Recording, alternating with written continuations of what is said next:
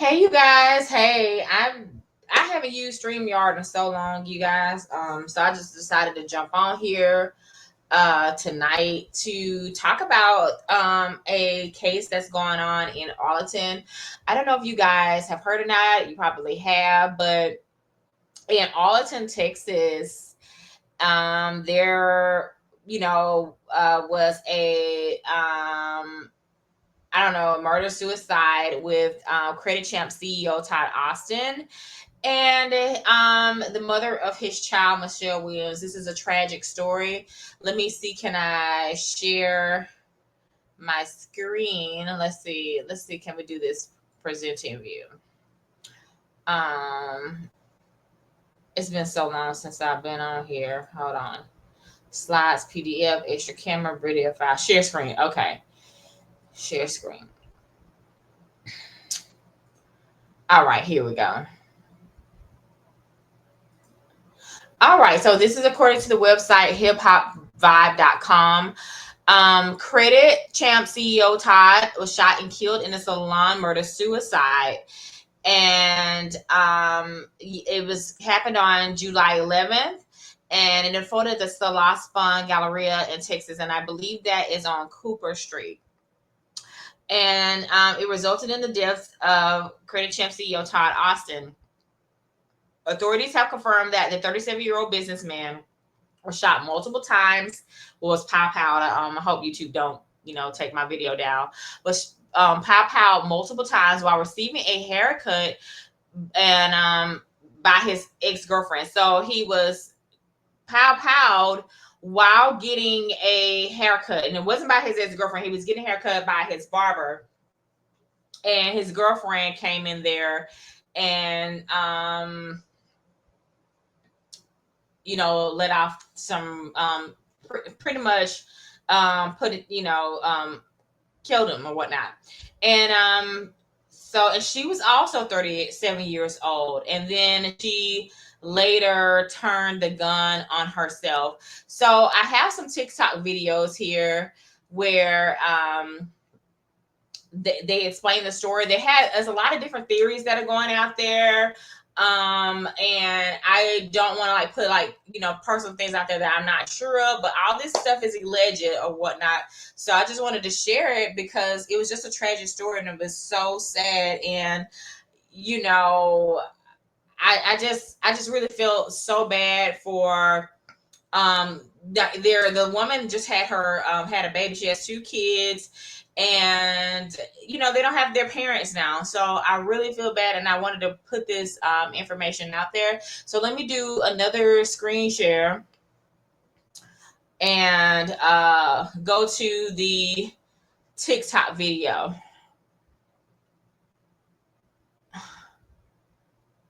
Well, hold on. Let me put it. Let me put it.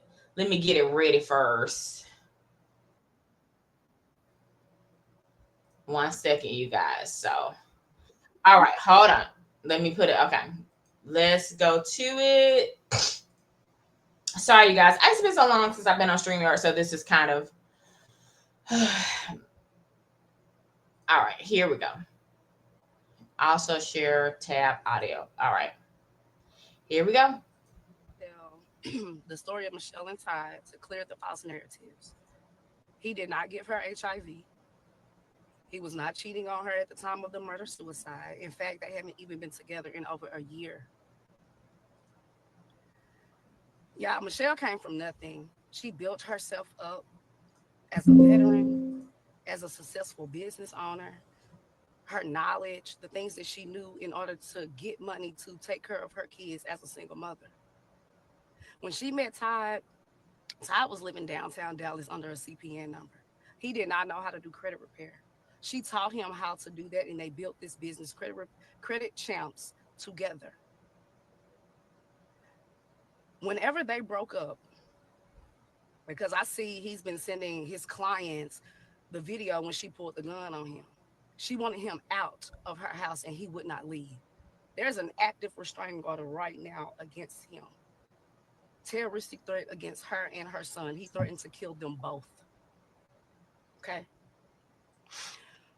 Todd reversed all of Michelle's mortgage payments, up to like, I think 18 months, probably more, to the point where she was about to lose her home. How he did this is because they have a joint bank account. He removed her off of the bank. I don't even know how he could have even did this, but he removed her name off the bank account. She had no access. He created a new email for everything to go to, not the email that they had. Michelle went to Vegas one weekend, and she came back, and all her money was gone. Now, could you imagine having $250,000 or even $500,000 in your bank account, and now it's zero? You can't pay your mortgage. You can't take care of your kids. He's threatening you. He's not giving you nothing for your kid. Okay. Michelle had several cases against this man. Okay. Me as well had a lawsuit that I just won and got paid off a day before the murder suicide. Michelle was suing him for a lot. He was taunting her by still promoting this company, still making money off this company that they built, not giving her access to any of the money. He also wrapped a Cyber truck, was riding past her house. She could see it on her Ring camera. He was taunting her. She was so full of debt. She was about to lose her home. The air went out in her Tesla. It was just a lot of stuff going on, and she had $0 to deal with her situation. She reached out to family. She reached out to people to help her, and only a handful of us helped her. Okay? So with all this stuff that y'all got going on about he gave her HIV or she was cheating and it's more dick out there, it had nothing to do with that. That man stole her whole life, and he flaunted it in her face. Todd also took her $10,000 settlement payment that she got from the military. When he got access to her phone, he drained her personal account, locked her out of her business accounts, wouldn't help her with her son. So all of this stuff, I just want to clear the false narrative. He is not who you think he was. And I'm not justifying anything that she done, but I understand. So y'all can say whatever y'all want to say, because I really don't care, honestly. I'm going to feel the way I feel, and you going to feel the way you feel.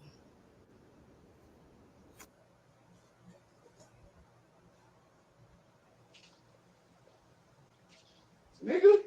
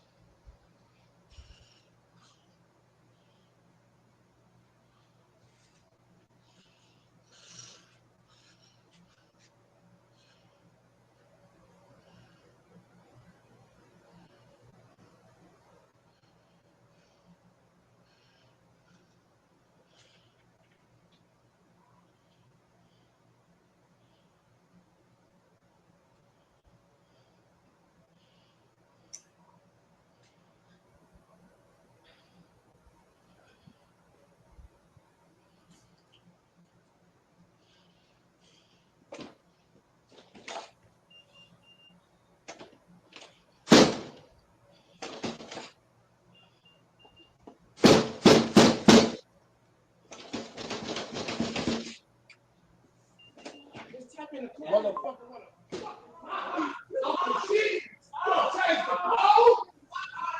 You gonna take the code off the door? You stay, motherfucker! What are you mad at for? Ain't no motherfucking code, man. What's the code? Ain't shit. Why the code ain't working? Why the fucking code ain't working? Todd, look at this. Watch this. Why the code ain't working? Watch this. Todd, Why the code ain't working? please calm down. Why the fucking code ain't working? Ain't no code fucking working. She changed the motherfucker. She changed it. Okay, I'm here to tell the story of Michelle and Todd.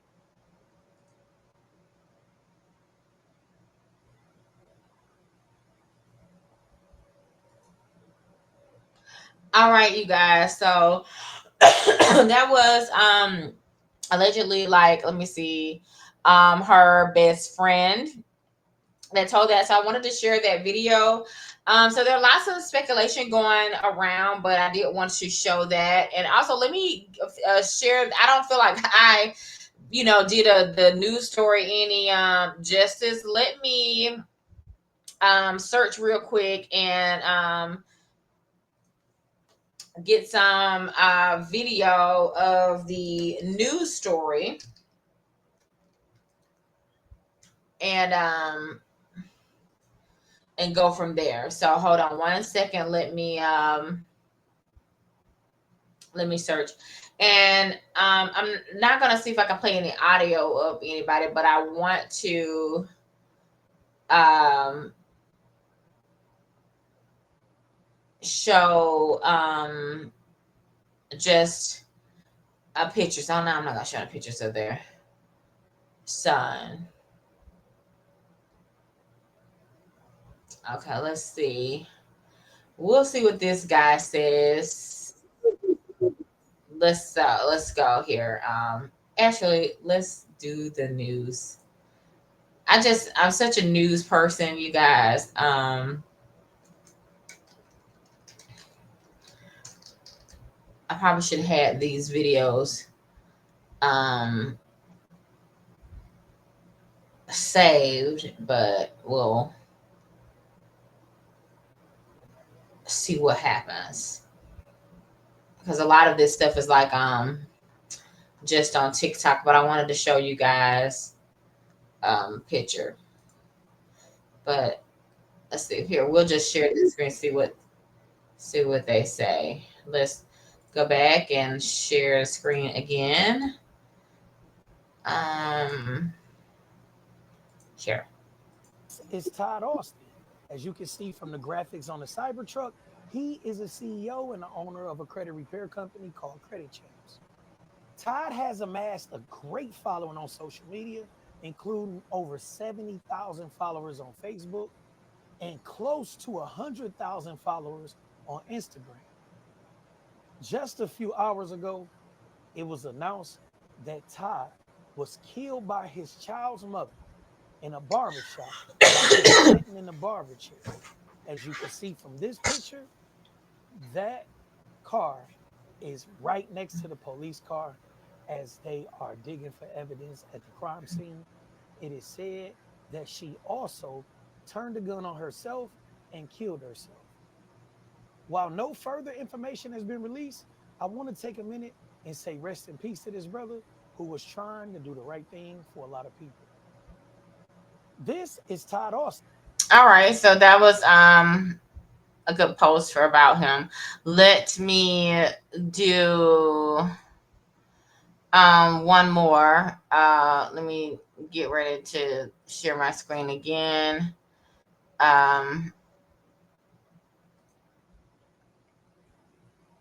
If something came up, let's see. Let me go to my home. Sorry, you guys.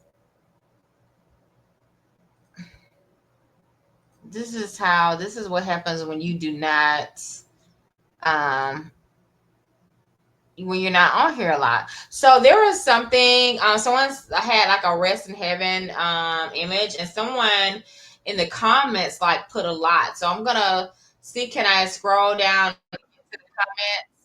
So and it's pretty long, but I'll read it for the sake of this live. So let me share this screen. Oh, did it say stop? Am I still sharing? Oh, okay. So I'm sharing this screen. So, I'm assuming this may be a family member or something, but someone commented on here and said, greed is real. The real story is, and this is all alleged, by the way, I've talked to close friends and family. At the time they met, she was a single, very stable mother with everything. Good job, retirement check, homeowner with a few cars. Todd did not have the resources or success people often believe. In fact, he had a history of deceptive behavior and was not financially stable. Their relationship moved quickly, but they were never married and were only together for a few years. They had a mutual agreement that Todd would move out of her home and that they would amicably separate their shared business. Although he initially moved out, he became increasingly hostile and began returning to her residence uninvited. This led to her to obtain a restraining order against him in March. After moving out, Todd removed her name from their shared business bank account, changed the associated email, and withdrew all funds, approximately $96,000, leaving her without access to money she needed for living expenses. She had not been working due to caring for their baby and was relying on those savings. He also found a way to access and withdraw funds from her personal account. Further compounding this situation, Todd filed fraudulent disputes on 18 months worth of mortgage payments that she had paid from their from their business account. This resulted in a foreclosure notice in July demanding $55,000 or requiring her to vacate the property within 60 days. Since she had removed her name from the business account, it was difficult for her to contest the fraud claims. Meanwhile, Todd used the misappropriated funds to purchase a Cybertruck. Legal proceedings followed, focusing on the division of their jointly business, Credit Champs. Last week, the court ruled in Todd's favor, granting him granting him granting him full ownership of the business and all three vehicles purchased under his name. Despite her significant role in starting and growing the company, she was left with nothing, no business, no income, and only a few cents in her personal account. She had attempted to reach a compromise, asking Todd for $20,000 to help her and the baby stabilize, but he refused and responded cruelly, stating "F her and the baby." And she was not driven by, and that's pretty much it. So that was a comment by Cher. Again, that is all allegedly that was left on TikTok under this post here. Also, guys, let me, domestic abuse is a very scary, and it's just, sometimes people don't know how they can get out or when they can get out. This is something I want to do right now. Let me actually look up a domestic abuse hotline.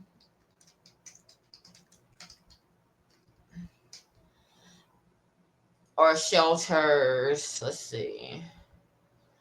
All right. Here we go, you guys. We'll do a shared screen.